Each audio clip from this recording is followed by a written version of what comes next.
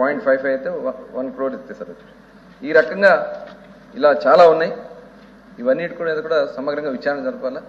ఎందుకంటే రాంభూపాల్ రెడ్డి గారు vigilance enquiry అడిగారు కాబట్టి డిపార్ట్మెంట్ పరంగా అక్కడ ఉన్నటువంటి లోటుపాట్లన్నీ కూడా తీసుకుంటాం. ఖచ్చితంగా దీని మీద చేయాలి.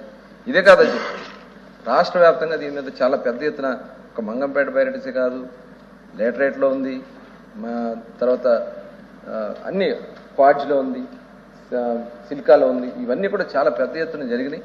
ఇప్పుడు పెద్దలు రామారావు అడిగినట్లుగా కూడా దీని మీద చాలా తీవ్రంగా శీఘ్రం మనం ఆలోచన చేసి దీని మీద చర్యలు తీసుకోవాల్సినటువంటి ఉంది. అందుకని మొన్న గౌరవనీయులు ముఖ్యమంత్రి గారు వైట్ పేపర్ రిలీజ్ చేసి కూడా 20,000 కోట్ల రూపాయలు అవినీతి జరిగింది అధ్యక్ష.